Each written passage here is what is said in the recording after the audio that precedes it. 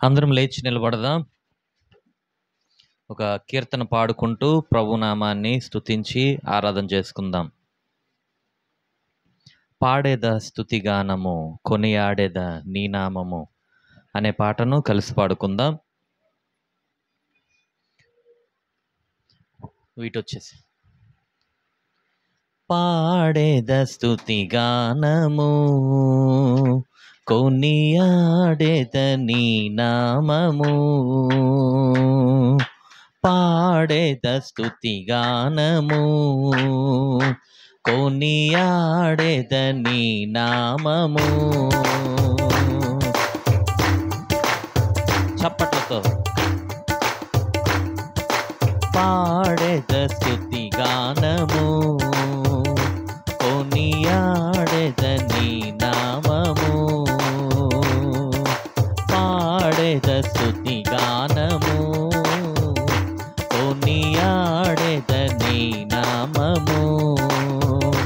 నీవేనా ప్రేమానురాగం, క్షణమైనా విడువని స్నేహం. నీవేనా ప్రేమానురాగం, క్షణమైనా విడువని స్నేహం. అతి శ్రేష్ఠుడనా యేసయ్యా, పాడేద స్తుతిగానము. స్వరమెత్తి పాడదాం. కొనియాడేద నీ నామము. మళ్ళీ పాడేద స్తుతిగానము కొనియాడేద నీ నామము. చప్పట్లతో ఇలా నాకెవ్వరు లేరను కొనగా నాదరి చేరితివే. నే నమ్మిన వారే నన్ను మరచినను మరువని దేవుడవు. ఈ లోకంలో ఎవరు ఉన్నా లేకున్నా గొప్ప దేవుడు మనకు ఉన్నాడు. భయపడొద్దు, దిగులు చెందవద్దు, విశ్వాసముతో ముందుకు సాగిపోదాం. ఇలా నాకెవ్వరు లేరను కొనగా నాదరి చేరితివే. నే నమ్మిన వారే నన్ను మరచినను మరువని దేవుడవో. నీ ఆశలే నాలో చిగురిల్చెను, నీ వాక్యమే నన్ను బ్రతికిల్చెను. పాడదాం. నీ ఆశలే నాలో చిగురిల్చెను, నీ వాక్యమే నన్ను బ్రతికిల్చెను. నీ అనుబంధము నాకానందమే, నీ అనుబంధము నాకానందం. పాడాలి. పాడేద స్తుతిగానము. అందరు కళ్ళు మూసుకోండి, స్వరమెత్తాలి, కలిసి పాడదాం. పాడేద స్తుతిగానము కొనియాడేద నీ నామము. మళ్ళీ పాడేద స్తుతిగానము కొనియాడేద నీ నామము. నీవేనా ప్రేమానురాగం, క్షణమైనా విడువని స్నేహం. అతి శ్రేష్ఠుడనా యేసయ్యా, పాడేద స్తుతిగానము కొనియాడేద నీ నామము. నీ జీవితాన్ని, నీ ప్రాణ ఆత్మ శరీరములను పరిశుద్ధతలోనికి నడిపించే గొప్ప దేవుడు ఇక్కడ ఉన్నాడు. నీ పాపములన్నీ క్షమించే దేవుడు ఆయన. నీకు ఒక మంచి జీవితాన్ని అనుగ్రహించే గొప్ప దేవుడు ఆయన. ఆయన నామాన్ని స్తుతించి కొనియాడి గణపరుద్దాం. నా ప్రతి అణువును పరిశుద్ధపరచెను నీ రుధిరధారలే. నీ దర్శనమే నన్ను నిలిపినది ధరణిలో నీ కొరకే. నా ప్రతి అణువును పరిశుద్ధపరచెను నీ రుధిరధారలే. నీ దర్శనమే నన్ను నిలిపినది ధరణిలో నీ కొరకే, నీ చేతులే నన్ను నిర్మించెను, నీ రూపమే నాలో కలిగెను, నీ చేతులే నన్ను నిర్మించెను, నీ రూపమే నాలో కలిగెను, నీ అభిషేకము పరమానందమే, నీ అభిషేకము పరమానందమే. కలిసి పాడదాం. పాడెద స్తుతి గానము, కొనియాడెద నీ నామము. మళ్ళీ స్వరమెత్తాలి, అంతా కలిసి పాడాలి, గట్టిగా, బిగ్గరగా, ఇంకా బిగ్గరగా. పాడెద స్తుతి గానము, కొనియాడెద నీ నామము, పాడెద స్తుతి గానము, కొనియాడెద నీ నామము. బలహీనతలో నన్ను బలపరచి ధైర్యము నింపితివే, నా కార్యములు సఫలము చేసి ఆత్మతో నడిపితివి. బలహీనలతో నన్ను బలపరచి ధైర్యము నింపితివే,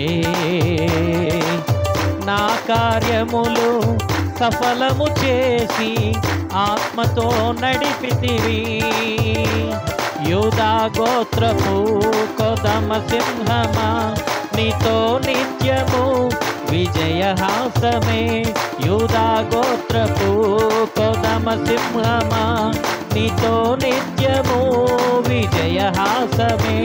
నీ పరిచర్యలో మహిమానందమే, నీ పరిచర్యలో మహిమానందమే.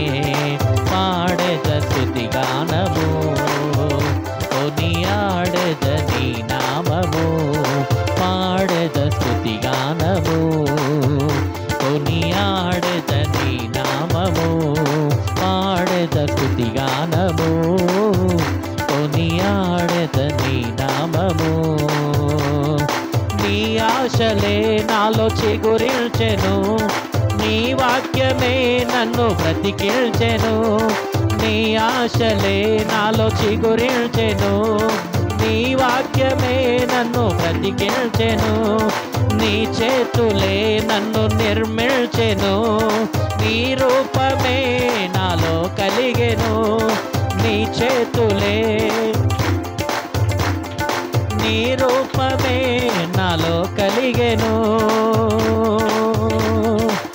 ఇలా నాకెవ్వరు లేరను కొనగా నాదరి చేరితివే, నే నమ్మిన వారే నన్ను మరచినను మరువని దేవుడవు. ఇలా నాకెవ్వరు లేరను కొనగా నాదరి చేరితివే, నే నమ్మిన వారే నన్ను మరచినను మరువని దేవుడవు. నీ చేతులే నన్ను నిర్మించెను, నీ రూపమే నాలో కలిగెను, నీ చేతులే నన్ను నిర్మించెను, నీ రూపమే నాలో కలిగెను. నీ అభిషేకము పరమానందమే, నీ అభిషేకము పరమానందమే.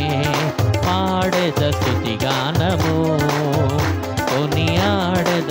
స్వరమెత్తి పాడాలి, బిగ్గరగా. కొనియాడెద నీ నామము.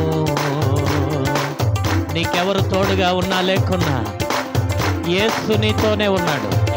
ఆయన నిన్ను విడువడు, ఎన్నడు ఎడబాయడు. ప్రతి ఆపదలో నుండి ఆయన నిన్ను రక్షిస్తూనే ఉన్నాడు. నీవు నమ్మిన వారెందరూ నిన్ను మోసం చేశారు, నీ చేత మేలులు పొందిన వారెందరూ నీకు వెన్నుపోటు పొడిచి వెళ్ళిపోయినా నీ దేవుడు మాత్రం నిన్ను విడిచిపెట్టకుండా నిన్ను నడిపిస్తూనే ఉన్నాడు. ఆయన నీ జీవితాన్ని బాగుగా కట్టబోతున్నాడు. ఆయన నీ బ్రతుకును ఆశీర్వదించబోతున్నాడు. God bless you, God bless you. నిశ్చయముగా నేను నిన్ను ఆశీర్వదించదను.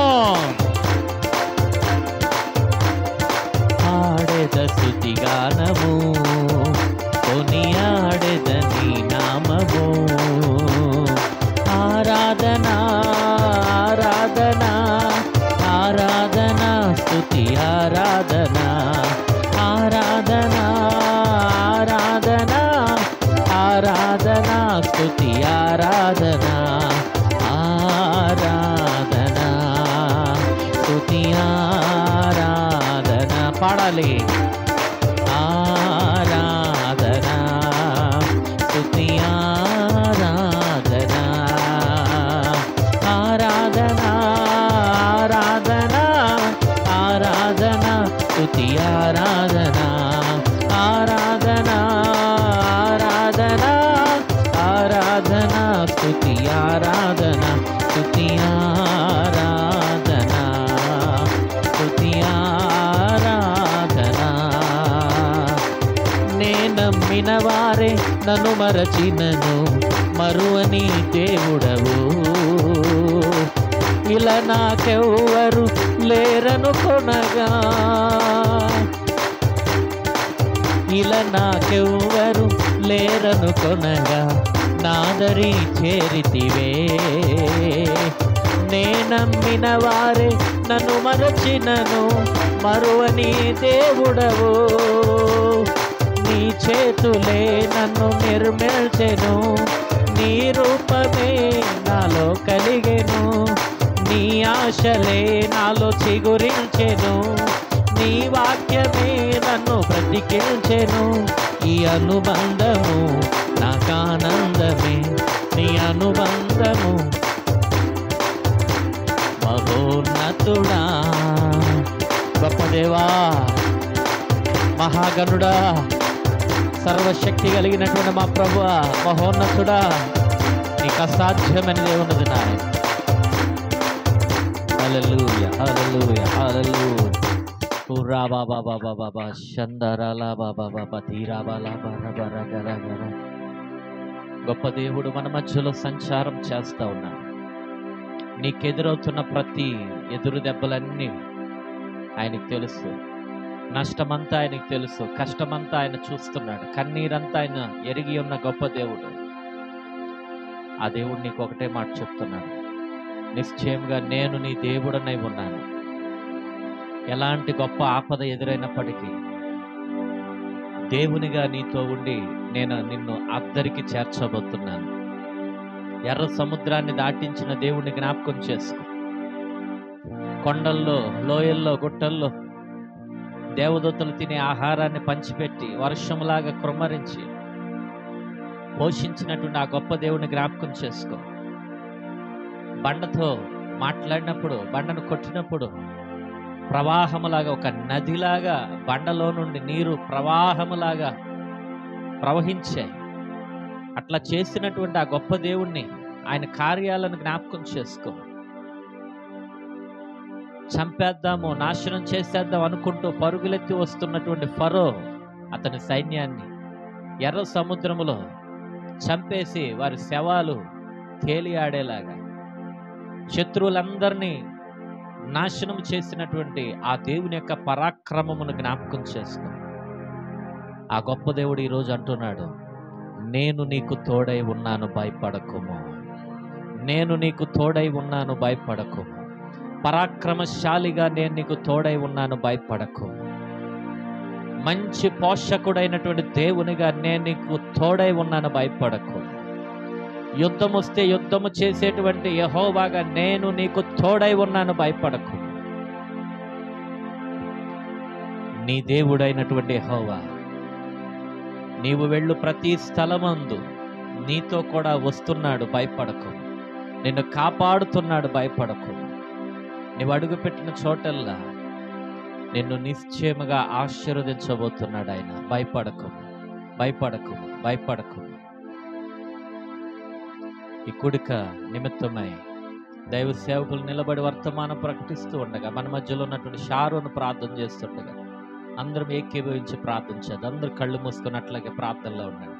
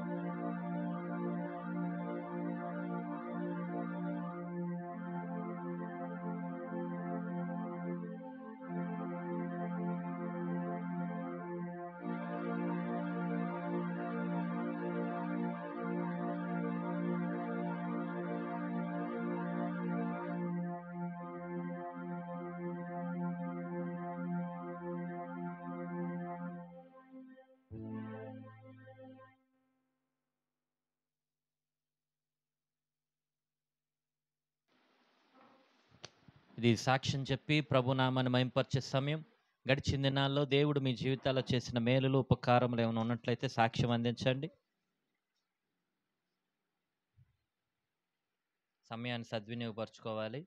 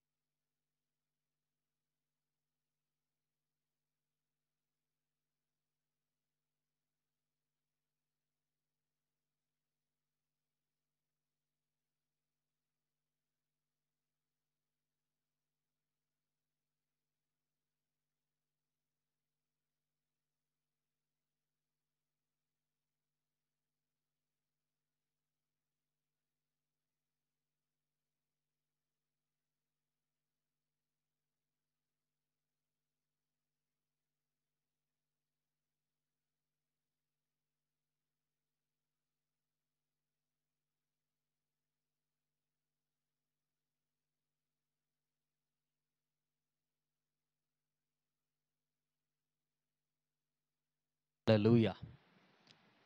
మరి ప్రియమైన దేవుని పిల్లలారా, దేవుని వాక్యంలోనికి వెళ్దాం. ఆదికాండం 1వ అధ్యాయం 26వ వచనం నుండి ఉన్న వాక్య భాగం చదువుకుందాం. ఆదికాండం 1వ అధ్యాయం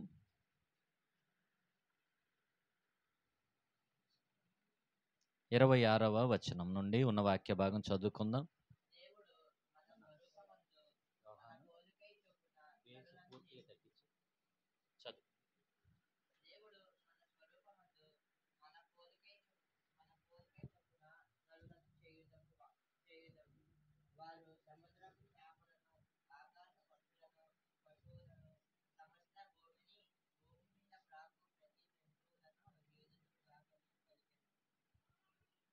చదువు. చదువు.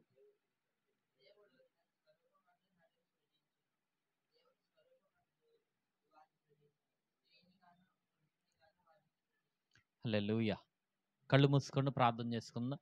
చిన్న ప్రార్థన. ప్రేమగల యేసయ్య, నీ పరిశుద్ధమైన నామాన్ని బట్టి స్తోత్రం. ఈ ఉదయకాల సమయంలో నీ పక్షముగా నిలబడి కొన్ని నిమిషాలు ప్రభువా నీ వాక్యము ప్రకటిస్తూ ఉండగా నన్ను మీ సిలువ చాటున మరుగుపరచండి. ఏ హృదయానికి ఏ మాటలు అవసరమో మీకు తెలుసు కాబట్టి ఎందుకు పనికిరానటువంటి నన్ను అందరికీ దీవెనకరంగా ఉపయోగించుకోమని ప్రార్థన చేస్తున్నాం. వాక్యాన్ని వినేటువంటి చెవులను, అర్థం చేసుకునే మనస్సును, గ్రహించే దైవికమైన జ్ఞానమును, దేవుని వాక్యాన్ని ప్రకారం జీవించగలిగినటువంటి ఇష్టము అట్టి మనస్సును ప్రతి ఒక్కరికి, నాకు, మా అందరికి అనుగ్రహించమని, పరిశుద్ధాత్ముడా మీరు అధ్యక్షత వహించమని యేసు నామములో ప్రార్థిస్తున్నాం తండ్రి. ఆమేన్. హల్లెలూయా. ప్రియ సహోదరి సహోదరులారా, మనం చదువుకుంటున్న ఈ వాక్య భాగం ఏ గ్రంథంలో ఉంది? ఆదికాండం. ఈ ఆదికాండం, ఆది అంటేనే మొదలన్నమాట. ప్రతిదానికి కూడా ప్రారంభం అనేది ఇక్కడ ఈ గ్రంథంలో మనం చూడొచ్చు.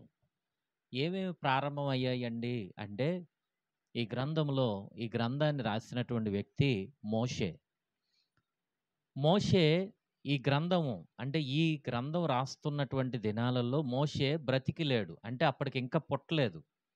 తను పుట్టకుండానే ఎప్పుడో జరిగిపోయినటువంటి చరిత్ర అంతటిని ఎలా రాశాడు అంటే, దేవుడు మోషేకు ప్రతి దాన్ని కూడా పరిశుద్ధాత్మ వలన తెలియపరిచి నువ్వు మొత్తం కూడా రాయి అని చెప్పి రాసిస్తే అట్లాగా మోషే రాశాడనమాట. దేవునికి స్తోత్రం. చూడండి, చాలా జాగ్రత్త వినండి. మోషే ప్రస్తుతం లేడు, భవిష్యత్తులో లేడు, గతంలో ఎప్పుడో ఉన్నాడు. కానీ మనం ఆరాధిస్తున్నటువంటి దేవుడు మాత్రం నిన్న ఉన్నాడు, నేడు ఉన్నాడు, రేపు కూడా ఉంటాడు ఆయన. హల్లెలూయా. ఆయనకు సమస్తం తెలుసు. ఆయనకు రహస్యమైందంటూ, మరుగైందంటూ ఆయన కన్నులకి ఏది కూడా ఉండదండి. హల్లెలూయా. ఎప్పుడో జరిగినటువంటి విషయాలను దేవుడు మోషేకు తెలియపరిచి రాయిస్తున్నాడు. భూమి ఎలా ప్రారంభించబడింది, ఆకాశం ఎక్కడి నుంచి వచ్చింది, ఈ భూమి మీద ఉన్నటువంటి సమస్త జంతువులు, పశువులు, పాములు, పురుగులు, ఆకాశ పక్షులు కావచ్చు, నీళ్లల్లో ఉన్నటువంటి జలచరాలు కావచ్చు, ఎలాగ వచ్చాయి, ఇవన్నీ కూడా ఈ ఆదికాండం అనే గ్రంథంలో మనం చూడొచ్చు. మనిషి యొక్క పుట్టుకను మనం చూడొచ్చు. హల్లెలూయా. మనిషి యొక్క పతనాన్ని కూడా ఇక్కడే స్టార్ట్ అవుతుంది. ఆశీర్వాదం కూడా ఇక్కడే స్టార్ట్ అవుతుంది. మనిషి యొక్క కష్టము స్టార్ట్ అవుతుంది. మనిషికి దేవుడు చేస్తున్న వాగ్దానములు ఈ గ్రంథములో నుండే స్టార్ట్ అవుతాయి. హల్లెలూయా. మనిషికి దేవుడు మాట్లాడుతూ, ఆలోచన చెప్తూ ఎలా నడిపిస్తున్నాడు అనే దాన్ని కూడా ఈ ఆదికాండం అనే గ్రంథంలో మనం చూడొచ్చు. దేవునికి మహిమ కలుగును గాక. ఈ ఆదికాండం అనే గ్రంథంలో ముఖ్యంగా ఆదాము, అవ్వ కనబడతారు. ఆ తర్వాత హానోకు కనబడతాడు, నోవాహు కనబడతాడు. ముఖ్యంగా దేవుడు ఏర్పాటు చేసుకున్నటువంటి వ్యక్తి అయిన అబ్రహాము, ఇస్సాకు, యాకోబులు, అతని సంతతి అంతా కూడా ఇక్కడ కనబడతారన్నమాట. దేవునికి స్తోత్రం. ఈ గ్రంథంలో మనం ఈ విషయాలన్నీ కూడా గమనించవచ్చు. చాలా జాగ్రత్త ఉంటే ఇప్పుడు దేవుని వాక్యంలోనికి వెళ్దాం. దేవుడు ఆదికాండం 1వ అధ్యాయం 26లో ఏమంటున్నాడంటే, దేవుడు ఒక ఆలోచన చేశాడు. ఏంటా ఆలోచన అంటే, భూమిని, ఆకాశాన్ని, సమస్త సృష్టిని కలగజేసి మరి ఈ సృష్టి అంతటిని కూడా చూసుకోవటానికి, అంటే ప్రతిదానికి పని చెప్పటానికి, పని చేయటానికి, పని జరిగించటానికి, నాయకత్వం వహించటానికి, అంటే రాజుగా ఏలుబడి చేయటానికి, ఒక అధికారిగా ఉండటానికి ఒక వ్యక్తి కావాలి. ఎవరిని చేద్దాం, ఎవరిని పెడదాం అంటే, జంతువులను చూస్తే ఏ ఒక్క జంతువుని కూడా దేవుడు వాటికి అధికారం ఇవ్వాలని అనిపించలేదు. హల్లెలూయా. ఏ పాముకి, ఏ పురుగుకి, ఏ జంతువుని కూడా దేవుడు దీన్ని ఒక నాయకుడిగా నిలబెడదాం అని చెప్పి దేవునికి అలాంటి ఆలోచన రాలేదు. అప్పుడు దేవుడు అనుకున్నాడు, నాయకులుగా ఉండాలి అంటే మనలాంటి వాళ్ళే ఉండాలి. హల్లెలూయా! నాయకులుగా ఉండాలి అంటే, అధికారులుగా ఉండాలి అంటే, నేను దేవుడిని కదా! నాకు మళ్ళే ఈ భూమి అంతటిని కూడా ఏలుబడి చేయటానికి నాలాంటి ఒక రూపమే కావాలని దేవుడు ఆలోచించి, దేవుడు ఏం చేస్తున్నాడంటే, మనుష్యుని తయారు చేయటం మొదలుపెట్టాడు. హల్లెలూయా! దేవుడు అనుకుంటున్నాడు. ఏమనుకుంటున్నాడంటే, మన స్వరూపంలో, మన పోలికలో నరులను చేద్దాము. ఏమనుకున్నాడండి? ఎవరి పోలికో కాదు. ఎవరి స్వరూపమో కాదు. అంటే ఎవరి పోలికలో కాదు. ఎవరి పోలికలో అంటే పోలికలంటే ఏమిటి? చేసేటువంటి పనులన్నీ. ఈడు నడిచేదంతా కూడా వాళ్ళ నాన్నగారిలాగే నడుస్తున్నాడు. వీడు చేసే చేష్టలన్నీ వాళ్ళ అమ్మ, నాన్నయ్య అని చెప్పి అంటారు కదా! ఇవి చేసేటువంటి క్రియలను పోలికలంటారు. హల్లెలూయా! స్వరూపం పైకి కనిపించేటువంటి ఆకారాన్ని స్వరూపం అంటారు. ఇప్పుడు అద్దం ముందుకు వెళ్ళి ప్రతిరోజు కూడా మనల్ని మనం చూసుకుంటూ చక్కగా దువ్వుకుంటూ అందంగా రెడీ అవుతున్నాం గదా! ఈ రూపాన్ని ఎవరిచ్చారో తెలుసా? ఈ రూపాన్ని మనం చూస్తున్నప్పుడు దేవుడు నీలోనే ఉన్నాడని, నీతోనే ఉన్నాడని నీకు అర్థం కావాలి. హల్లెలూయా! దేవుడు మనల్ని వదిలిపెట్టలేదు. దేవుడు ఎక్కడికో మనకి దూరంగా వెళ్ళిపోలేదు. ఆయన మనతోనే ఉన్నాడు, మనలోనే ఉన్నాడు. తన ఆత్మను మనకు అనుగ్రహించి ఉన్నాడు. హల్లెలూయా! మనము దేవుని యొక్క పోలిక, దేవుని యొక్క స్వరూపము. ఇలాంటి ఒక రూపాన్ని దేవుడు అనుగ్రహించాడు. దేనికోసం పంపిస్తున్నాడు? దేనికోసం మనుష్యుని చేస్తున్నాడు అంటే, సముద్రపు చేపలు, ఆకాశ పక్షులు, సమస్త భూమి మీద ప్రాకే ప్రతి జంతువును ఏలటానికి. హల్లెలూయా! ఏలటానికంటే ఏమిటి? పరిపాలించటానికి, అధికారం చేయటానికి, అంటే ప్రభుత్వం చేయటానికి దేవుడు ఏర్పాటు చేసుకున్నాడట. ఎవరిని? మనల్ని. దేవునికి మహిమ కలుగును గాక. దేవుడు తన పిల్లల్ని ఎందుకు ఏర్పాటు చేసుకుంటున్నాడంటే, ప్రతి విషయంలో కూడా అయ్యా నువ్వు ఒక అధికారిలాగా ఉండాలిరా, నువ్వు ఒక రాజులాగా ఉండి అందరికీ పెట్టాలిరా, నువ్వు ఒక రాజులాగా ఉండి మొత్తం ఏలుబడి చేయాలిరా అన్నట్లుగా దేవుని యొక్క ఆలోచన అండి. హల్లెలూయా! దేవుని యొక్క సంకల్పం అది. ప్రతి దాన్ని కూడా ఏలుబడి చేయటానికి దేవుడు ఆలోచిస్తున్నాడు. ఇంకా ఏం చేస్తున్నాడు? దేవుడు తన స్వరూపమందు నరుని సృజించెను. దేవుని స్వరూపమందు వారిని సృజించెను. ఎవరిని సృజించాడు? స్త్రీనిగాను, పురుషునిగాను వారిని సృజించెను. దేవుడు వారిని ఆశీర్వదించెను. ఇక్కడ ఆగుదాం. దేవుని యొక్క స్వరూపం ఇప్పుడు ఎవరిలో ఉంది? దేవుని యొక్క పోలిక ఇప్పుడు ఎవరిలో ఉంది? మనలో ఉందా? అంటే పురుషుల్లో ఉందా? ఆడవాళ్ళలో ఉందా? ఇద్దరు కూడా దేవుని యొక్క స్వరూపమే, దేవుని యొక్క పోలికే. దేవునికి స్తోత్రం.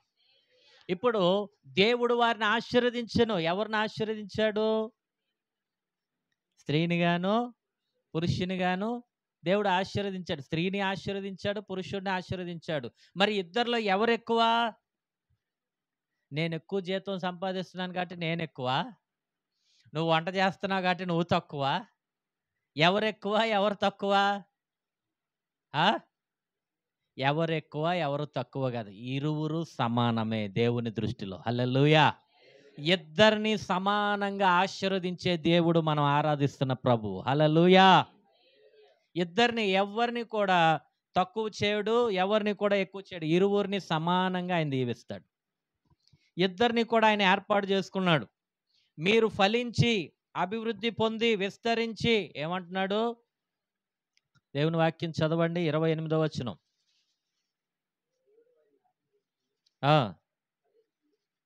మీరు ఫలించి అంటే మీరు డెవలప్ అవ్వాలి. ఫలించటం అంటే మీరు ఉన్న స్థితిలోనే ఉండిపోకూడదు. మనము ఒక చెట్టు తీసుకొచ్చి నాటాము. అది ఎప్పటికీ 10 రోజులైనా, నెల రోజులైనా, సంవత్సరమైనా మనం నాటినప్పుడు ఎంత అయితే ఉందో అలాగే ఉందనుకోండి, అది ఫలింపు కాదు. ఎదుగు బొదుగు లేకుండా ఉంటే ఫలింపు కాదు. దేవుని పిల్లలు అట్లా ఉండటం దేవుని యొక్క చిత్తము కానే కాదు. దేవుని బిడ్డలు ఫలించాలి. హల్లెలూయా! దేవుని బిడ్డలు ఎదగాలి, ఆశీర్వదించబడాలి, అభివృద్ధి చెందటమే దేవుని యొక్క సంకల్పము. హల్లెలూయా! చాలా మంది దేవుని పిల్లలు దేవుని యొక్క మార్గంలోనికి వచ్చినప్పుడు ఎట్లా ఉంటున్నారు అట్లాగే ఉంటున్నారు. ఇప్పుడు సాక్ష్యం విన్నారు కదా, వాళ్ళు ఎట్లా ఉన్నారు, నువ్వు అట్లాగే ఉండు. అంటే నువ్వు ఎదగొద్దు, నువ్వు ఫలించొద్దు, నీకు ఫలాలనేవే వద్దు, ఇట్లాగా లోకం అనుకుంటా ఉంటుంది. కానీ దేవుని యొక్క సంకల్పం అది కాదమ్మా. నానా, నీవు ఫలించి అభివృద్ధి పొందాలి. అది దేవుని యొక్క చిత్తం. నువ్వు పనికి వెళ్తున్నావు, నువ్వు ఉద్యోగం చేస్తున్నావు, చేరినప్పుడు ఎంత జీతం అయితే ఉందో 10 సంవత్సరాల తర్వాత కూడా అదే జీతం అనుకోండి, నువ్వేం చేస్తావు? ఆ జాబ్ మానేస్తావు. చేరినప్పుడు 10,000, 10 సంవత్సరాల తర్వాత కూడా 10,000 ఇస్తున్నాడు అనుకోండి, ఏం చేస్తావు? వ్యాపారం మొదలుపెట్టావు, స్టార్ట్ చేసినప్పుడు కొత్తలో కాబట్టి ఒక 200 లాభం వస్తుంది అనుకుందాం. రోజు రోజుకి పెరుగుద్దిలే, ఇప్పుడే కదా పెట్టాం బిజినెస్ అని చెప్పి అనుకుంటూ ఓర్పుతో సహనంతో చేస్తున్నాం. సంవత్సరం అయినా కానీ అదే 200 రూపాయలు లాభం వస్తుంది అనుకోండి, ఏం చేస్తావు? నేను 1000 రూపాయలు పెట్టుబడి పెడుతున్నాను, 200 రూపాయలే లాభం వస్తుంది, ఇంతటి దానికి నేను చేయటం దేనికి, ఎవరి దగ్గరికైనా పనికి వెళ్ళిపోతానని చెప్పి వ్యాపారాన్ని తీసేస్తాం. దేవుడు కూడా అంతే. ఎవరైతే ఫలించకుండా ఉంటారో, ఎవరైతే మారు మనసు పొందకుండా ఉంటారో, పాప క్షమాపణ పొందకుండా ఉంటారో, ఎవరైతే దేవుని మార్గంలో చక్కగా నడవకుండా ఉంటారో, ఒక రోజున ఆ చెట్లన్నీ నరకబడి అగ్నిలోనికి వెళ్ళిపోతాయి. అట్లా ఎవరు ఉండకూడదు. హల్లెలూయా. ప్రతి చెట్టు ఫలించాల్సిందే. దేవునికి స్తోత్రం. ఫలించటం దేవుని యొక్క సంకల్పం. దేవుడు ఏ విషయంలో సహాయపడటం లేదు, దేవుడు ఏ విషయంలో నిన్ను ఆదుకోవటం లేదు నువ్వు ఫలించకుండా ఉండటానికి. నీ శత్రువును అదుపు చేయటం లేదా?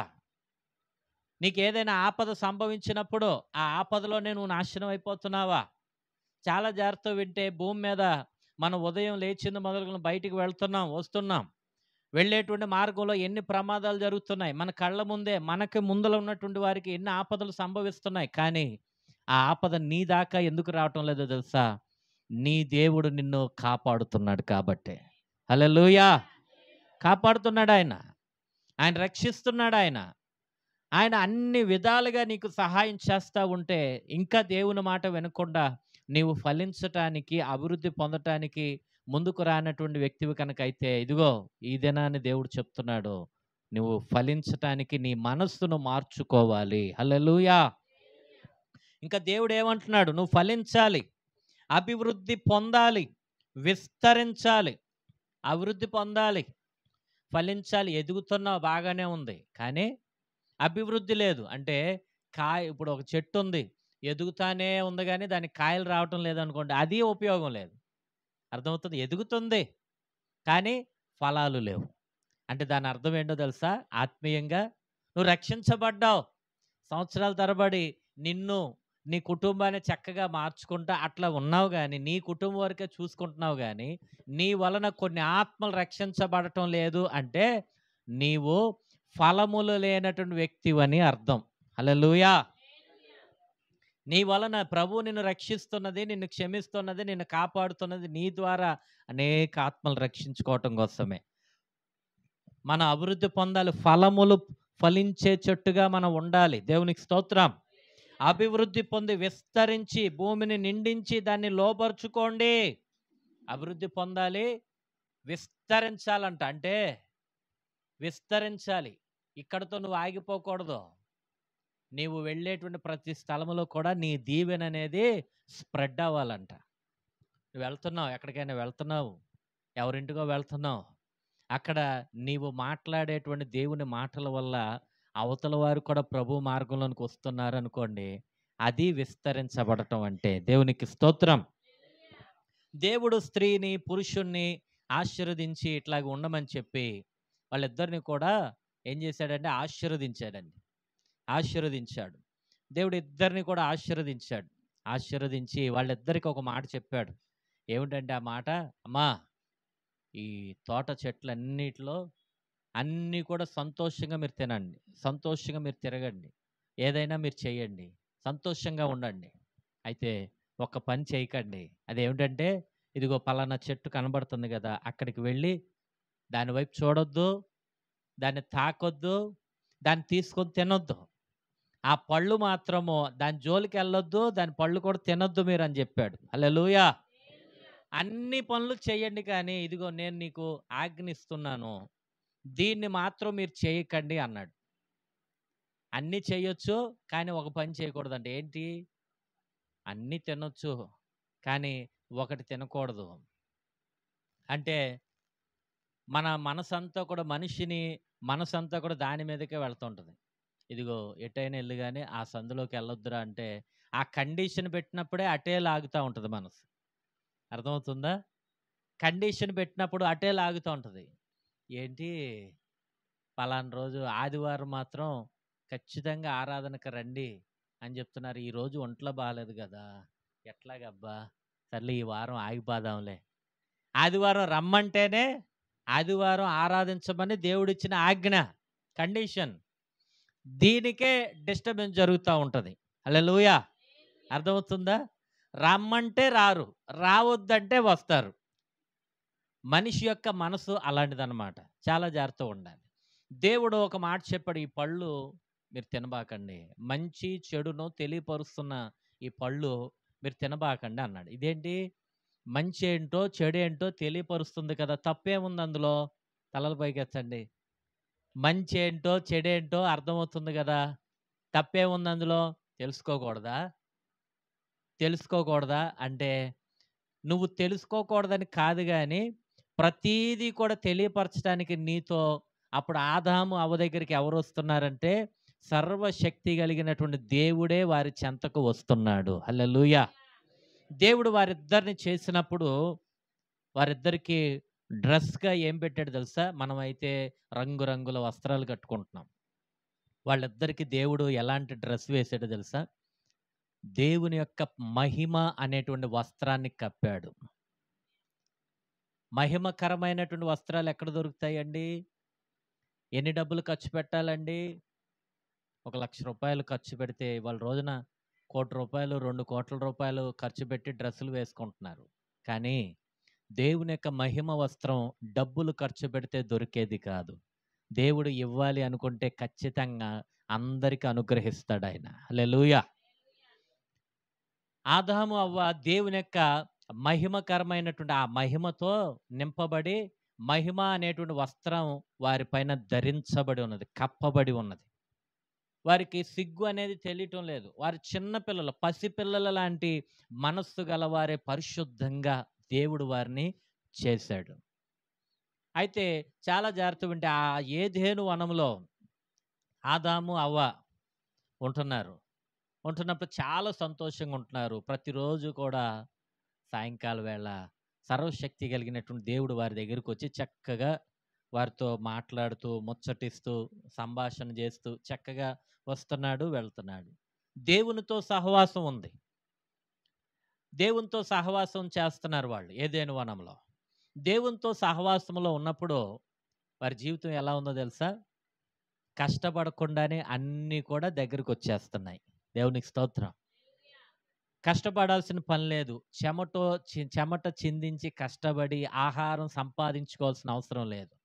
దేవుడు అన్నిటిని కూడా వారికి దగ్గరగా తీసుకొచ్చి పెట్టాడు. అన్నీ కూడా సమకూర్చబడ్డాయి. హల్లెలూయా. నిజమే. దేవునితో మనం అన్యోన్య సహవాసం చేస్తా ఉన్నప్పుడు నీకు తెలియకుండానే నీకు కావలసినవన్నిటిని కూడా దేవుడు నీకన్నీ కూడా సమకూర్చేస్తా ఉంటాడు. ఆమేన్. అన్నీ నీ దగ్గరికి వచ్చేస్తా ఉంటాయి. నీకు తెలీదు. దేవునితో సహవాసం చేస్తా ఉన్న వారందరికీ కూడా తెలియకుండానే ఆ పనులన్నీ ఏ సమయానికి ఏ కార్యం జరగాలో అవన్నీ జరిగిపోతా ఉంటాయి. దేవునితో సహవాసం దూరం అయిపోతా ఉంటే గనక కష్టం ఎక్కువైపోతా ఉంటది. నష్టం కనబడతా ఉంటది. అట్లా ఎవరు ఉండకూడదు. హల్లెలూయా. వారి చుట్టూరు కూడా జంతువులు తిరుగుతా ఉన్నాయి. దేవుడు వెళ్ళిపోయాడు. క్రూర మృగాలున్నాయి. పాములున్నాయి, తేళ్లున్నాయి, రకరకాలైనటువంటి క్రూర మృగాలన్నీ కూడా ఏదెను వనంలో దేవుడు పెట్టాడు. వాటి మధ్యలోనే ఆదాము, అవ్వ సంచరిస్తున్నారు. కానీ ఏ జంతువు కూడా ఆదాము, అవ్వకి హాని కలిగించటం లేదు. ఎందుకో తెలుసా? వారు దేవునితో సహవాసం చేస్తున్నారు. దేవుని యొక్క మహిమ ఆ ప్రదేశమంతా కూడా కప్పబడి ఉంటున్నది. దేవునికి స్తోత్రం. నిజమే. మీరు ఒక్కటి గమనించండి, దేవునితో నీవు సహవాసం చేస్తా ఉంటే నీవు అడుగుపెట్టే ప్రతి చోట కూడా నీతో పాటు దేవుని యొక్క మహిమ నీ వెంట వస్తుంది. నీకు హాని, నీకు కీడు, నీకు నష్టాన్ని కలిగించేటువంటి వాటన్నిటిని కూడా నీకు లోపరుస్తుంది. దేవునికి మహిమ కలుగునుగా. క్రూరత్వం ఉండదు వాళ్ళల్లో. చాలామంది కొందరు ఉంటారు మనుషులు, ఈ మనిషి చాలా ప్రమాదకరం అండి అంటారు. కానీ దేవుని బిడ్డ, దేవుని యందు విశ్వాసం ఉంచి నువ్వు వెళ్ళు. ఆ ప్రమాదకరమైన వ్యక్తిని కూడా దేవుడు నీకు మంచి వ్యక్తిగా, నీకు మేలు చేసే వ్యక్తిగా దేవుడు మార్చేస్తాడు. హల్లెలూయా. దేవుని యొక్క మహిమ అంటే అది. దేవునితో అన్యోన్య సహవాసం చేసేవారి పక్షంగా దేవుడు అలాంటి కార్యాలు చేస్తాడు, అనుకూలంగా మార్చేస్తాడు.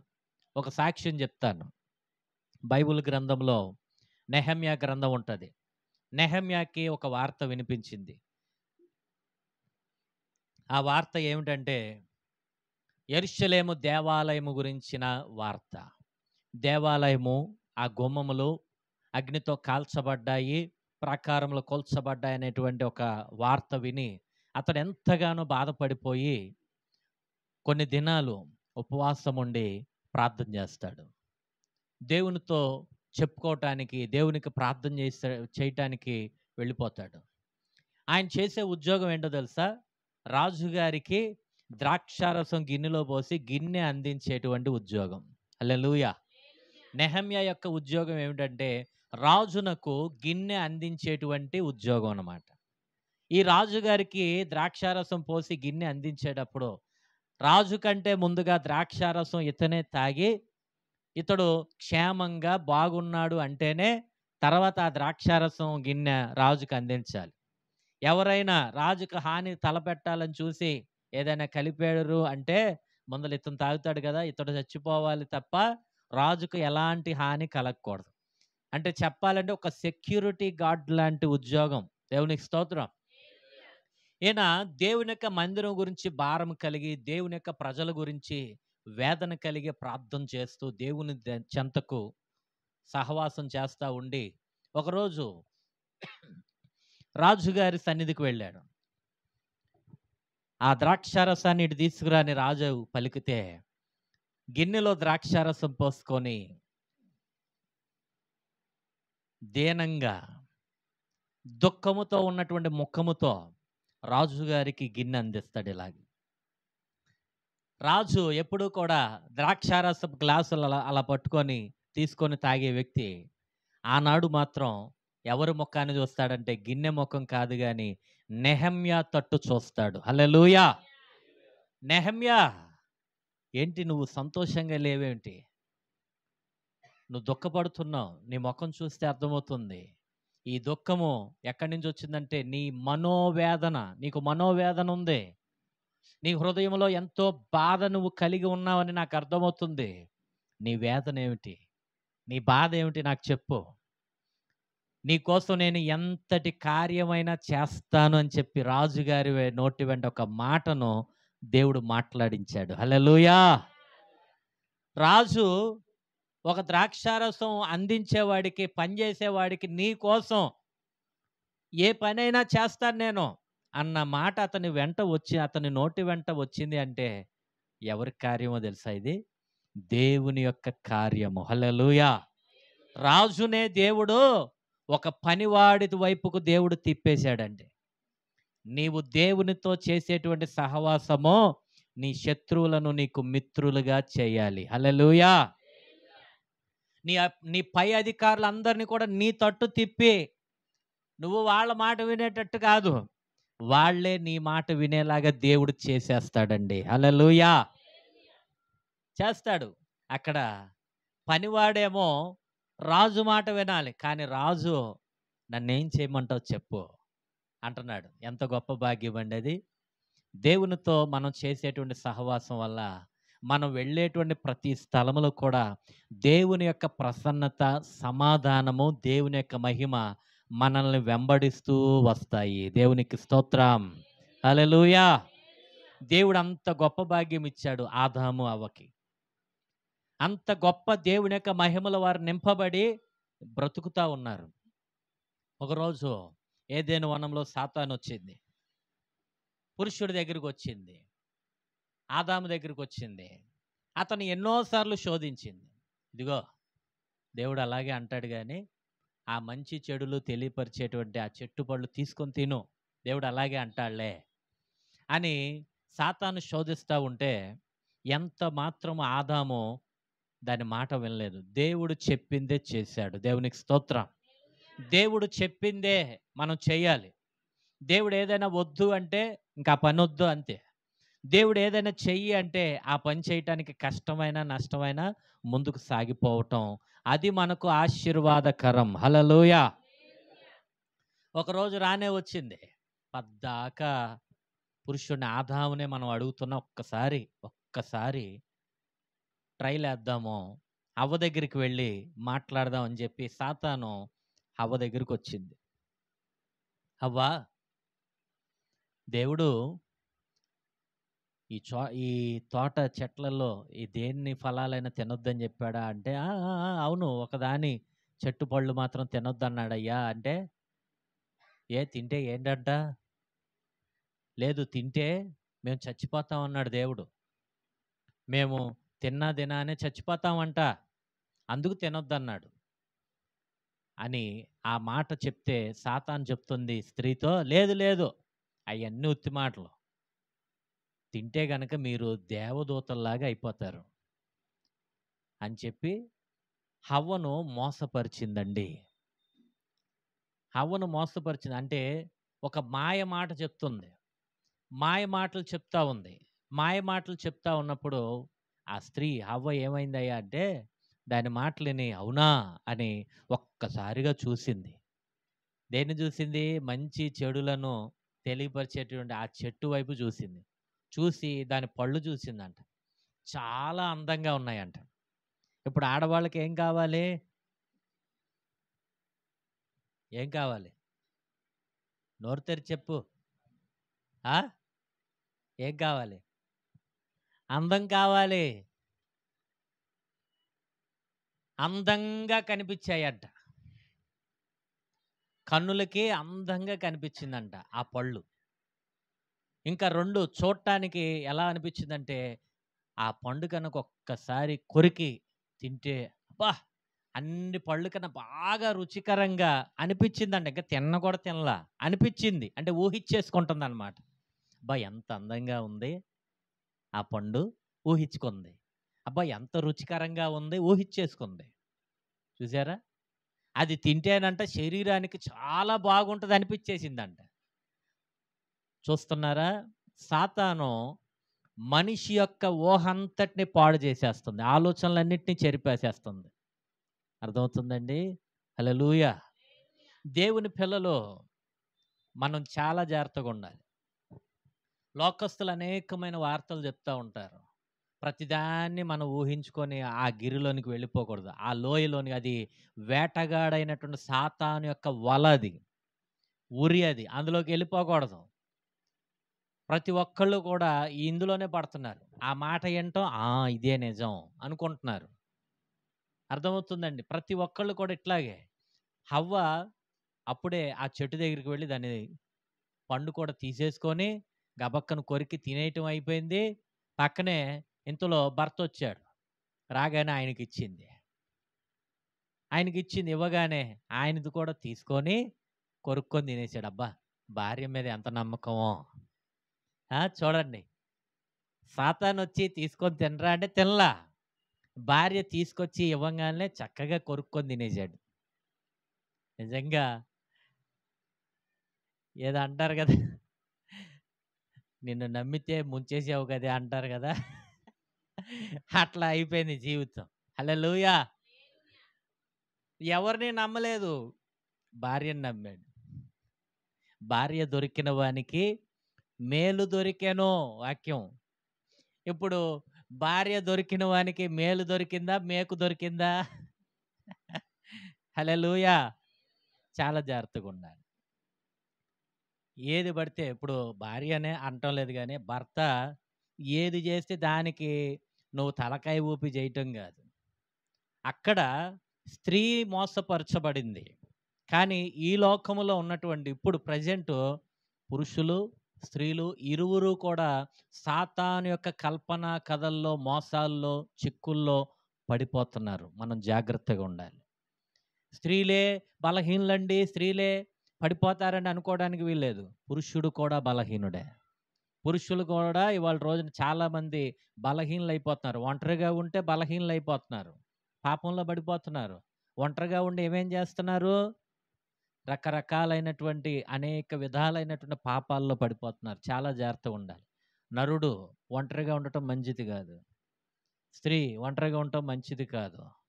పాపంలో పడిపోతారు. సాతాను ఏ రీతిగా అయినా వచ్చి మోసం చేస్తూ ఉంటుంది. ఎలాంటి పరిస్థితులు చోటు చేసుకున్నప్పటికీ స్త్రీ అయినా, పురుషుడైనా దేవుని మాటలను మన హృదయం అనే పలక మీద రాసుకొని మన పరిశుద్ధతను మనం కాపాడుకుంటూ ఉండాలి. హల్లెలూయా. వారిద్దరు భార్యాభర్త ఇద్దరు కూడా మంచి చెడులను తెలియపరిచేటువంటి చెట్టు పళ్ళు తినేశారు. తినగానే వారి కళ్ళు తెరవబడ్డాయంట. బా, ఇప్పటికి నా కళ్ళు తెరవబడ్డాయిరా అని చూసుకుంటే వారు ఎలా ఉన్నారంటే దిగంబరులుగా ఉన్నారు. ఒంటి మీద వస్త్రాలు లేవు. అదేంటి మరి అప్పటిదాకా ఏమైనా వస్త్రాలు ఉన్నాయా అంటే ఉంది. ఏ వస్త్రం ఉంది? దేవుని యొక్క మహిమ అనేటువంటి వస్త్రములో వారు కప్పబడ్డారు. హల్లెలూయా. ఎప్పుడైతే ఆ చెట్టు పళ్ళు తిన్నారో దేవుని మహిమ వెళ్ళిపోయింది. దేవుని మహిమ వారిని వదిలిపెట్టి వెళ్ళిపోయింది.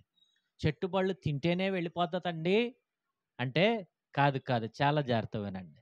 చెట్టు పళ్ళు తినటం కాదు కానీ దేవుడు చెయ్యొద్దు అన్న పని చేయటం వల్ల దేవుని యొక్క మహిమ, దేవుని యొక్క ఆశీర్వాదము, దేవుని యొక్క మహాకృప మనలను వదిలిపెట్టి వెళ్ళిపోతుంది.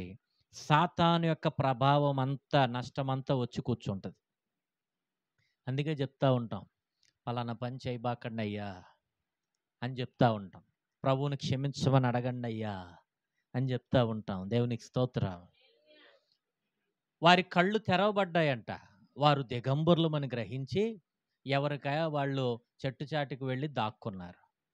చల్లపోటన దేవుడైనటువంటి యెహోవా ఆ యొక్క ఏదెను వనంలోనికి వచ్చాడు. వచ్చిన తర్వాత వాళ్ళని పిలుస్తున్నాడు. ఆదాము, హవ్వా అని పిలుస్తా ఉంటే ప్రతిరోజు చింతల్లి, బాబు అని మనం ఇంటికి వెళ్ళిన తర్వాత చిన్న పిల్లల్ని, పసిపిల్లల్ని పిలుస్తూ ఉంటే డాడీ అని గంతులు వేసుకుంటూ వస్తారు కదా పిల్లలు. ఎంత ఆనందపడిపోతారు తల్లిదండ్రిని చూసినప్పుడు పిల్లలు. అలాగ ప్రతిరోజు కూడా ఆదాము, అవ్వ దేవుని యొక్క స్వరం విని పరుగులెత్తుకొని దేవుని యొక్క ఒడిలో వాలిపోయేవాళ్ళు. కానీ ఈరోజు ఏం జరిగిందో తెలుసా? దేవుడు మాట్లాడగానే ఆ స్వరము విని చెట్టు చాటుకు వెళ్ళి దాక్కున్నారు. పాపం ఏం చేస్తుందో తెలుసా? నువ్వు పారిపోయేలాగా చేస్తుంది. నీ ముఖం చూపించుకోకుండా చేస్తుంది. పాపం ఏం చేస్తుంది అంటే నిన్ను అవమానపరుస్తుంది, నలుగురిలో తిరగనివ్వకుండా చేస్తుంది పాపం. దేవుని యొక్క మహిమ ఏం చేస్తుందో తెలుసా? తలపైకెత్తుకొని బ్రతికేలాగా అలాంటి గొప్ప జీవితాన్ని దేవుని యొక్క మహిమ దేవుడు నీకు అనుగ్రహిస్తాడు. హల్లెలూయా. ప్రతిరోజు కూడా దేవుని యొక్క మహిమలో ఉండి పరుగులెత్తుకుని దేవుని దగ్గరికి వచ్చారు. ఎప్పుడైతే దేవుడు వద్దు అన్న పని చేయటం వల్ల దేవుని యొక్క మహిమ వెళ్ళిపోయింది, చీకటి వచ్చేసింది. వెలుగు వెళ్ళిపోయింది, చీకటి వచ్చేసింది. కష్టం వచ్చేసింది, నష్టం వచ్చేసింది. దేవుడు లేకపోయినా క్రూర మృగాల మధ్యలో ధైర్యంగా తిరిగేటువంటి వాళ్ళు. ఇప్పుడు చూడండి, ఏదైనా ఒక పాము అక్కడ ఉంది అనుకోండి, మనం పెద్దవాళ్ళం అది చూసి పారిపోతాం. కానీ పసిపిల్లలు వాళ్ళకేం తెలీదు. వాళ్ళు అలాగే వెళ్తూ ఉంటారు, దాని దగ్గర తిరుగుతూ ఉంటారు. వాళ్ళకేం తెలీదు. ఎందుకో తెలుసా? దేవుని యొక్క మహిమ వారిపైన ఉంది. ఇక్కడ కూడా అదే జరిగింది. దేవుని యొక్క మహిమలో ఆదాము, అవ్వ ఉన్నప్పుడు ఆ ఏదెను వనములో సింహాలున్నాయి, పులులున్నాయి, మొసళ్ళున్నాయి, పాములున్నాయి, రకరకాల క్రూర మృగాలున్నాయి. క్షేమంగా వాటి మధ్యలో సంచరించారు. ఇప్పుడు ఈ పండు తిన్న తర్వాత అటు వెళితే ఎలుగుబంటి కనబడుతుంది, భయం వేసేస్తుంది. ఇటు వస్తే పులి, సింహం. ఇప్పుడు వీరి జీవితంలో ధైర్యం పోయి, విశ్వాసం పోయి, మహిమ పోయి ఏమొచ్చింది? భయం వచ్చేసింది, పిరికితనం వచ్చేసింది. దేవుడు వద్దు అన్న పని చేసినప్పుడు ఈ దురాత్మలన్నీ మనల్ని చుట్టుకుంటాయండి. భయం వచ్చేస్తుంది, పిరికితనం వచ్చేస్తుంది. ఏది పట్టుకున్నా కానీ ఏది పట్టుకున్న నష్టమే జరుగుతుంది. ఏ పని చేస్తున్నా కష్టమే మిగులుతుంది. నేనొక ఏదో అంటారు కదా! నేనొక శనిగ్రహం అనుకుంటా. ఏంటి ఈ కీడు ఇలాగ వెంబడిస్తుంది. ఇలాంటి మాటలే వస్తాయి. ఎప్పుడొస్తాయి? ఎప్పుడొస్తాయి? అవిశ్వాసంలో ఉన్నప్పుడొస్తాయి. ప్రార్థనా జీవితం లేనప్పుడొస్తాయి. దేవునితో సహవాసం లేనప్పుడు ఇవన్నీ వెంటపడతా ఉంటాయి. ఏంటో రోగాలన్నీ ఇలా వెంటాడుతున్నాయి. ఏంటో నష్టాలన్నీ ఇలాగ వెంటాడుతున్నాయి. కష్టాలన్నీ ఇలా వెంటాడుతున్నాయి ఏంటో. ఎటెళ్ళినా గొడవలే జరుగుతున్నాయి ఏంటో. ఎటెళ్ళినా కష్టమే వస్తుంది ఏంటో. ఏంటో, ఏంటో అర్థమవుతుందా? ఏంటో కాదు. దేవుడు వద్దన్న పని చేసావు గాబట్టే ఈ దురాత్మలన్నీ వెంబడిస్తున్నాయి. అలాంటప్పుడు ఏం చేయాలి తెలుసా? దేవుని పాదాల చెంతకు వెళ్ళి, క్షమించు ప్రభువా అని మనం ప్రార్థన చేస్తున్నప్పుడు మరలా దేవుడు తన మహాకృపను మన ఎడల కనపరుస్తాడండి. హల్లెలూయా! తన మహాకృప కనపరుస్తాడు. దేవుడు ఆదాము అవ్వను పిలిచినప్పుడు వాళ్ళిద్దరు రాలేదు, దాక్కున్నారు. పైగా ఏమని సమాధానం ఇచ్చారంటే, అయ్యా మేము నీ స్వరము వినినప్పుడు చెట్టు చాటును దాక్కున్నాం, మేము దిగంబరులుగా ఉన్నాము అని చెప్పారు. చెప్తే, మీరు దిగంబరులని మీకెవరు చెప్పారు? నేను మీతో చెప్పినటువంటి మాట మీరు వినకుండా ఆ మంచి చెడులను ఇచ్చేటువంటి ఆ చెట్టు పళ్ళు మీరు తిన్నారా అంటే, సూటిగా అడిగాడు దేవుడు. నువ్వు చేసిన పని ఏమిటి? ఆ చెట్టు పళ్ళు తిన్నావా అని దేవుడు సూటిగా అడిగితే, అయ్యా నేనేం తినలేదయ్యా, నువ్వు నాకు ఇచ్చావు కదా ఈ భార్య, ఈ భార్య పళ్ళు తీసుకొచ్చి నాకు ఇచ్చిందయ్యా. ఎవరి మీద తోశాడు? అన్నయ్య నేనేం చేయలేదన్నయ్య, మా ఆవిడే తీసుకెళ్ళింది అన్నయ్య. ఎవరి మీద తోశాడు? వాళ్ళ ఆవిడ మీద తోశాడు. ఏమ్మా ఏంటమ్మా నేను నీకు చెప్పాను కదమ్మా అంటే, లేదయ్యా లేదన్నయ్య నేనేం చేయలేదు, మా ఇంటికి బంధువులు వచ్చారు. ఎవడా బంధువు? సైతానుగాడు.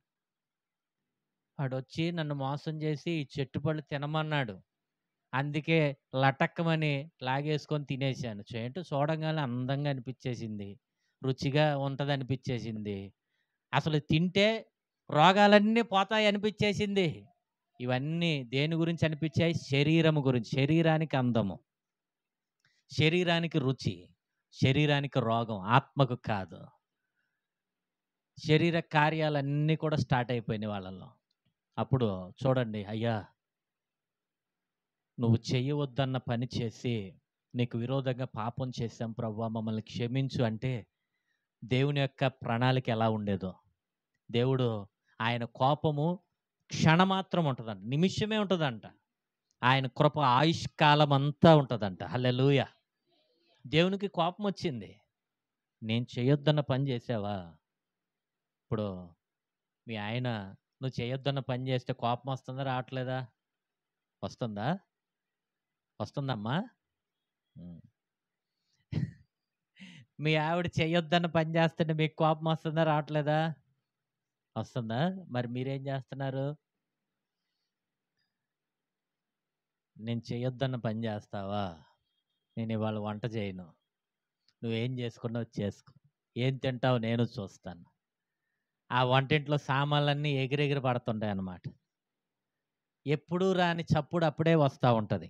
హల్లెలూయా! టంగ్ టంగమని మోగుతూ ఉంటాయి అన్నమాట. ఆ డేక్షాలు, ఆ పళ్ళాలు గిళ్ళాలు అన్నీ అప్పుడే మోగుతూ ఉంటాయి. అర్థమవుతుందా? ఇక్కడ మరి ఒక ఇష్టం లేనటువంటి ఒక పని చేస్తేనే నీకే కోపం వచ్చేసింది.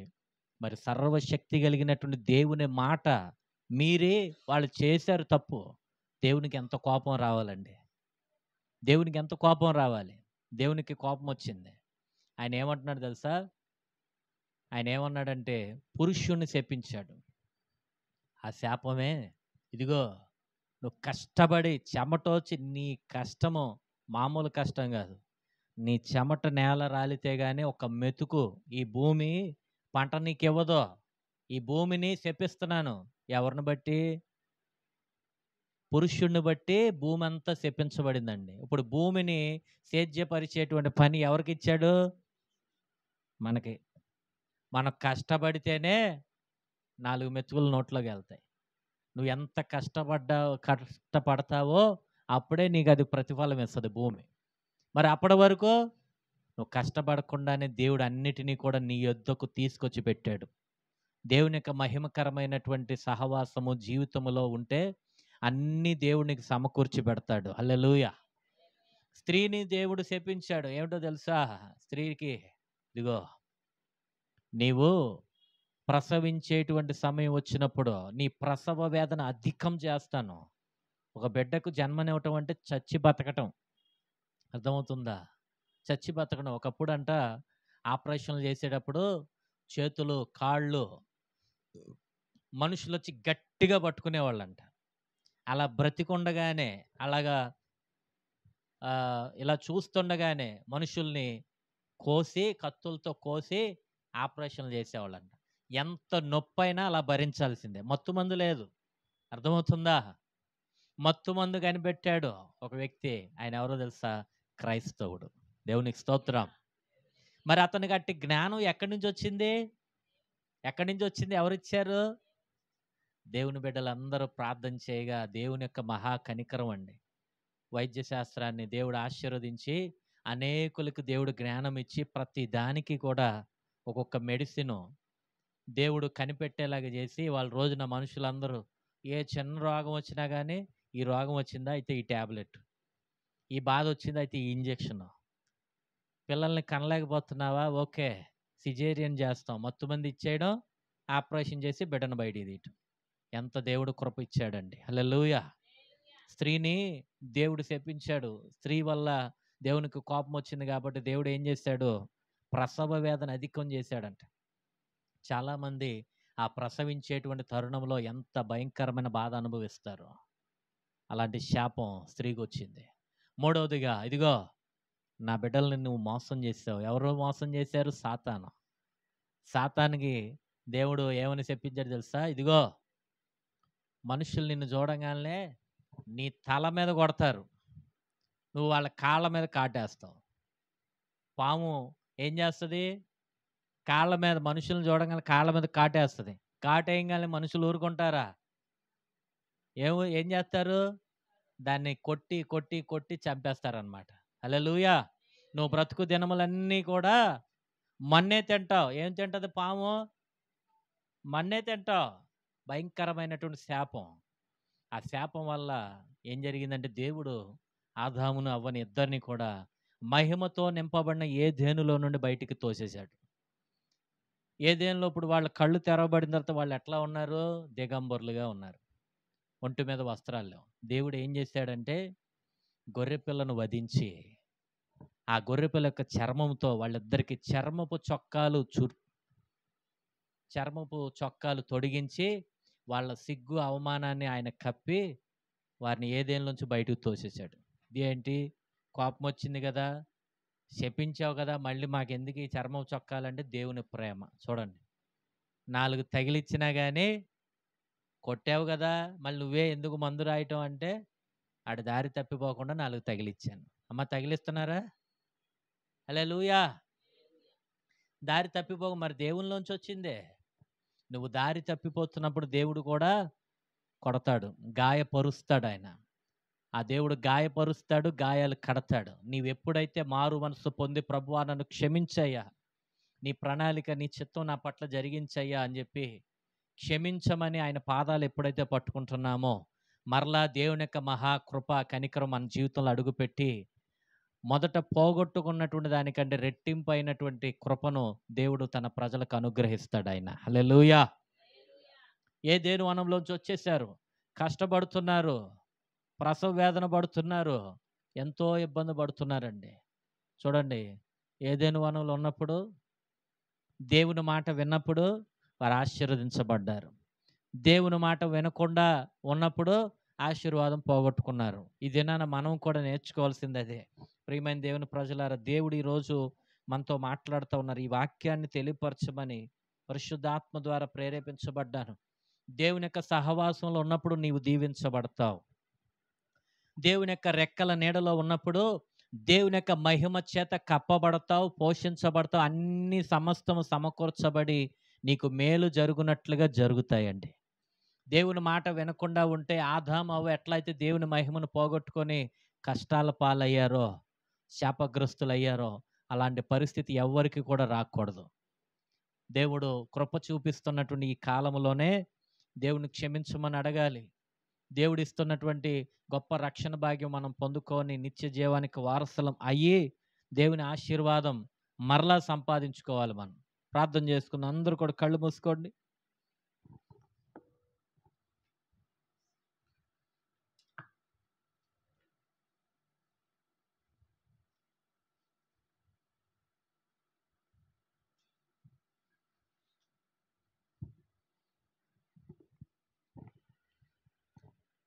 దేవుడు నరులను సృజించాడు.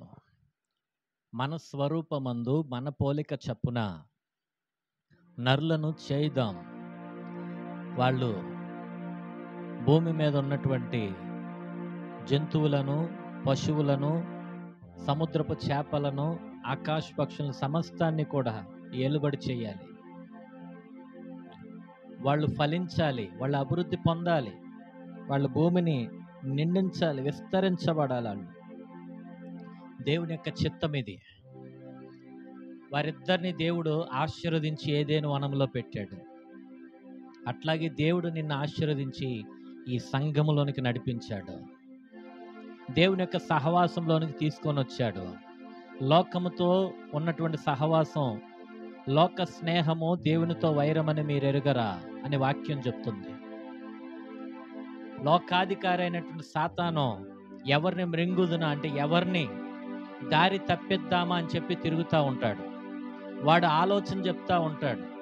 ఆ ఆలోచన వింటే దారి తప్పిపోతాం అంతే, నష్టపోతాం అంతే. వాడి ఆలోచనలోనికి వెళ్ళిపోతే దేవుని యొక్క మహిమను పోగొట్టుకుంటాం. సమాధానం ఉండదు, నెమ్మది ఉండదు, ఎప్పుడు కూడా టెన్షనే, ప్రయాసపడటమే, కష్టపడటమే. ప్రియ సహోదరి సహోదరుడా, దేవుని ఆత్మ ద్వారా ఈ మాటలు తెలియపరుస్తూ ఉన్నాను. దేవునితో నీవు సహవాసం చేయి. ఒకవేళ దేవునికి విరోధంగా, దేవునికి దూరం అయిపోయావా, పాపములో ఉన్నావా, నా జీవితము ఎటు వెళ్ళినా నష్టపోతున్నానే, ఎటు వెళుతున్నా ఎదురు దెబ్బలు తగులుతున్నాయి అని చెప్పి నీవు అనుకుంటా ఉన్నావా, ఇప్పుడే యేసయ్యా నీ పాదాలు పట్టుకుంటా ఉన్నాను, నన్ను క్షమించయ్యా, నేను నడిచినటువంటి నడకను, నేను చేసినటువంటి పనులను, క్రియలను క్షమించు ప్రభువా. ఇక మీదట నీ మాట ప్రకారంగా నడుచుకుంటానయ్యా. నీ ఆశీర్వాదం నాకు కావాలి, నీ సహాయం నాకు కావాలి, నీ చిత్తము నా జీవితంలో జరిగించయ్యా, మీ రక్షణ ఆనందం నాకు అనుగ్రహించయ్యా అని ఒక చిన్న ప్రార్థన చేయి. నన్ను క్షమించు ప్రభువా అని ఆయనను అడుగు. నిశ్చయముగా నిన్ను వెంబడిస్తున్నటువంటి సమస్త వేదనలన్నిటిలో నుండి ఆయన నిన్ను విడిపిస్తాడు. తన మహిమతో మరలా నిన్ను నింపబోతున్నాడు. ఆయన తన రెక్కల నీడలో నిన్ను కప్పి నిన్ను కాపాడి నడిపించడానికి ఆయన సిద్ధంగా ఉన్నాడు. ఆదాము అవ్వను ఆశీర్వదించినటువంటి దేవుడు నిన్ను ఎంతో గొప్పగా ఆశీర్వదించడానికి ఆయన సిద్ధంగా ఉన్నాడు. హల్లెలూయా. ప్రార్థన చేయాలి. ఒక చిన్న ప్రార్థన చేయి. ప్రభువా, కొన్ని దినాలుగా నేను నడుస్తున్నటువంటి నా జీవితంలో అనేకమైన సంభవాలు, ఆ సంభవాలన్నీ నాకు బాధను కలిగించాయి, నాకు నష్టాన్ని తెచ్చిపెట్టాయి నాయన. ఇవన్నీ ఎందుకు వస్తున్నాయా అని చెప్పి ఈరోజు నాకు అర్థమైంది. నీ సహవాసానికి నేను దూరం అయ్యాను. నీ మాట వినకుండా నేను ఎవరి మాటలకో చెవియొగ్గి దారి తప్పిపోయానని నాకు అర్థమైంది. మొదటగా నీ పాదాలు పట్టుకుంటున్నాను, నన్ను క్షమించు ప్రభువా అని వేడుకుంటున్నాను. మరలా నా పట్ల నీ కృప ధారాళముగా కుమ్మరించమని ప్రార్థిస్తున్నాను. ప్రభువా, నా పరిస్థితులన్నిటినీ మీరు సరిచేయండి. నా చుట్టూరు ఉన్నటువంటి శత్రువులు ఎందరో మీకు తెలుసు. ఎన్ని క్రూర మృగాల మధ్యలో బ్రతుకుతున్నానో మీకు తెలుసు. నేను శాంతి సమాధానములతో ఉన్నానో లేక భయపడిపోతూ ఉన్నానో నీకు తెలుసు ప్రభువా. ప్రభువా, ఇది నన్ను క్షమించమని అడుగుతా ఉన్నాను. మీరిచ్చే శాంతిని నాకు అనుగ్రహించండి, సమాధానం నాకు అనుగ్రహించండి. అడగండి. మేలు నా జీవితంలో మొదలుపెట్టు ప్రభువా. దీవెన అనుగ్రహించు ప్రభువా. మరలా నన్ను ఆశీర్వదించవా. నా భర్తను, నా భార్యను, నా పిల్లల్ని మీరు రక్షించాలి నాయన. మీరు దీవించాలి నాయన. మీరు ఆశీర్వదించాలి నాయన. అయ్యా, నా తప్పిదములన్నింటినీ క్షమించు ప్రభువా. నా నోటి మాటలను క్షమించు నాయన.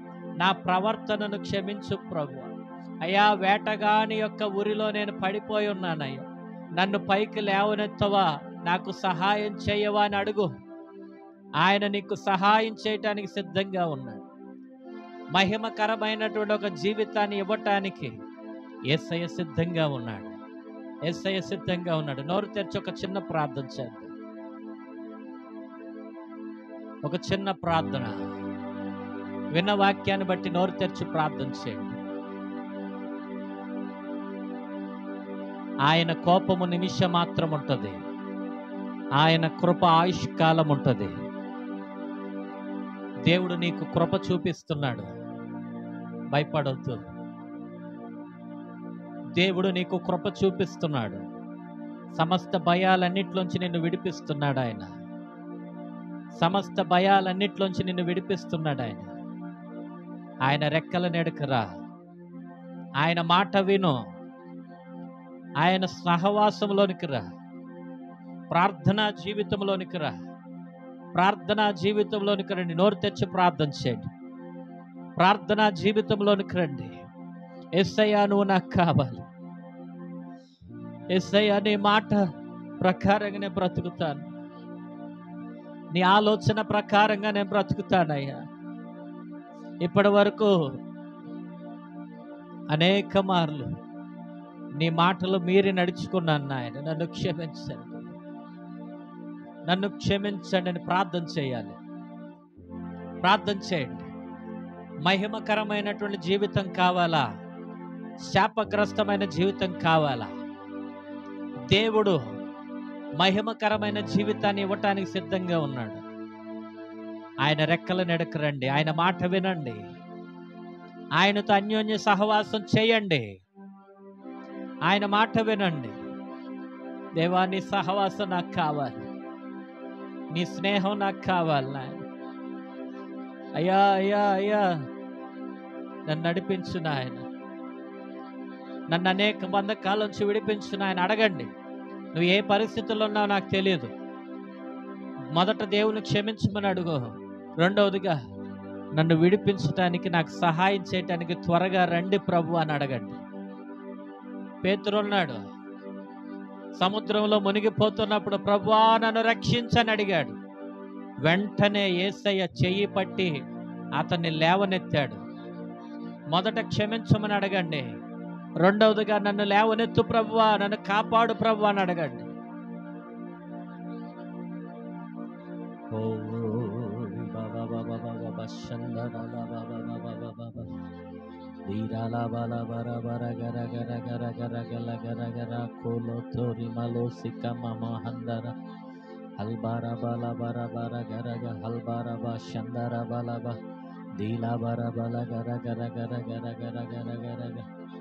అయ్యా అయ్యా, నీ రెక్కల నీడలో మాకు అయ్యా ఆశ్రయ దుర్గముగా నీవే ఉండాలి నాయన. అయ్యా, నీ రెక్కల నీళ్ళ మమ్మల్ని అందరి నుంచండి నాయన. అయ్యా, నీ రెక్కల నీళ్ళ మమ్మల్ని అందరి నుంచండి నాయన. నీ రెక్కల నీడల మమ్మల్ని అందరి నుంచండి నాయన. అయ్యా, మీకు స్తోత్రం స్తోత్రం స్తోత్రం స్తోత్రం స్తోత్రం. హల్లెలూయా హల్లెలూయా హల్లెలూయా హల్లెలూయా హల్లెలూయా. అయ్యా, మమ్మల్ని క్షమించండి. మా సంఘస్థులందరినీ కూడా క్షమించి దారి తప్పిపోయిన వారిని సరైన మార్గంలో నడిపించండి. నడిపించిన అందరినీ మంచి మార్గంలో నడిపించిన ఆయన. అందరినీ మంచి మార్గంలో నడిపించిన ఆయన. అందరినీ నీ మార్గంలో నడిపించిన ఆయన. రక్షణ లేని వారు రక్షించిన ఆయన. రక్షణ లేని వారు రక్షించండి. ఆమేన్. అందరం లేచి నిలబడి కానుక సమర్పణ జరిగించుకుందాం.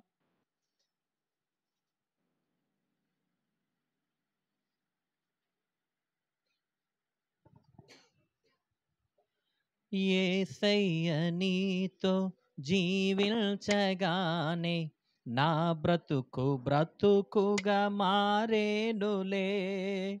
యేసయ్య నీతో జీవించగానే నా బ్రతుకుగా మారేనులే. నాట్యమాడేను నా అంతరంగము, ఇది రక్షణానంద భాగ్యమే. నాట్యమాడేను నా అంతరంగము, ఇది రక్షణానంద భాగ్యమే. సుగుణాల సంపన్నుడా, స్తుతిగానాల వారసుడా, జీవింతును నిత్యము నీ నీడలో, ఆస్వాదింతును నీ మాటల మకరందము. జీవింతును నిత్యము నీ నీడలో, ఆస్వాదింతును నీ మాటల మకరందము. యేసయ్య నిన్ను వెన్నంటగానే, ఆజ్ఞల మార్గము కనిపించెనే. యేసయ్య నిన్ను వెన్నంటగానే, ఆజ్ఞల మార్గము కనిపించెనే. నీవు నన్ను నడిపించగలవు, నేను నడువవలసిన త్రోవలో. నీవు నన్ను నడిపించగలవు, నేను నడువవలసిన త్రోవలో. హల్లెలూయా. ప్రియ సహోదరి సహోదరులారా, మరి ఈ శుక్రవారం నాడు 23వ తారీఖు, ఇప్పుడు ఈ వారంలో రాబోయే శుక్రవారం సాయంత్రం మా ఇంటి దగ్గర ప్రార్థనా కూడిక ఏర్పాటు చేసుకుంటా ఉన్నాం. దయచేసి అందరూ కూడా రావాలని మీ అందరినీ హృదయపూర్వకంగా ఆహ్వానిస్తూ ఉన్నాం. మా పిల్లలు పుట్టినరోజు ఆ రోజు ప్రత్యేకంగా మరి మా ఇల్లు మీ అందరికీ తెలుసు కాబట్టి అక్కడ జరగబోతుంది. సాయంత్రం 6 గంటల నుంచి అందరూ కూడా సిద్ధపడి రావాలని, కొద్దిగా పరిచర్యలు కూడా సహకారం అందించాలని మీ అందరినీ ప్రేమపూర్వకంగా ఆహ్వానిస్తున్నాం. ప్రార్థన చేసుకుందాం. ప్రేమ నమ్మకం కలిగిన మా ప్రభువా, నీ పరిశుద్ధమైన నామాన్ని బట్టి స్తోత్రం. ఈరోజు కూడి వచ్చిన అందరినీ మీ కృపాహస్తాలకు అప్పగిస్తున్నాం. నీ పరిచర్యను ప్రేమించి నీ ప్రజలు ఎన్ని కష్టాల్లో ఉన్నా, ఇబ్బందుల్లో ఉన్నా, పరిచర్యకు గుప్పిలు విప్పి ఇచ్చిన ఈ అర్పణలన్నిటినీ, కానుకలన్నిటినీ మీ సన్నిధిలో జ్ఞాపకం చేసుకోండి ప్రభువా. నీ ప్రజలు అభివృద్ధి పొందాలని, విస్తరించాలని, ఫలించాలని, అయ్యా దీవెనకరంగా ఉండాలనే మీ చిత్తము, మీ ఆలోచన. ఈరోజు నీ ప్రజలను మీరు ఆశీర్వదించండి నాయన. వారు ఫలించాలి, వారు అభివృద్ధి పొందాలి, వారు దీవెనకరంగా ఉండాలి అని మేము ప్రార్థన చేస్తున్నాం.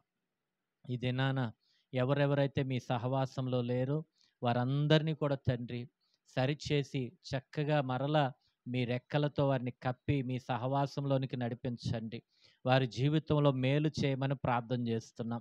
వారి జీవితంలో ఉన్న సమస్త పిరికితనము, భయము, చింత, ఆందోళన యావత్తు తెచ్చి పెడుతున్న ప్రతి దురాత్మను యేసయ్య అధికారం కలిగినటువంటి నామములో గద్దిస్తున్నాము తండ్రి. సంపూర్ణంగా నీ ప్రజలు సింహము వలె ధైర్యము కలిగి ఉందురుగాక. అయా విశ్వాసముతో నడుచుదురుగాక, మేలులతో నింపబడుదురుగాక. నీకు మహిమకరంగా వారిని నిలబెట్టుకోమని యేసు పరిశుద్ధమైన నామములో ప్రార్థిస్తున్నాం తండ్రి. ఆమేన్. మన తండ్రి అయిన దేవుని ప్రేమ, కుమారుడైన యేసయ్య కృప, పరిశుద్ధాత్మ సహవాసము సన్నిధి మనకు సర్వలోక పరిశుద్ధులకు ప్రభు రాకడ పర్యంతము సదా తోడై ఉండి నడిపించునుగాక. ఆమేన్. యేసు రక్తమే జయం, సిలువ రక్తమే జయం. ప్రభు యేసు నామానికి సంపూర్ణ విజయం కలుగునుగాక. ఆమేన్. ఆమేన్. ఆశీర్వాద పాటతో ఈ కూడికి ముగించుకుందాం. సంతోషం పొంగింది, సంతోషం పొంగింది, సంతోషం పొంగుచున్నది. యేసు నన్ను రక్షించిన నాటి నుండి నేటి వరకు సంతోషం పొంగుచున్నది. సంతోషం పొంగింది, సంతోషం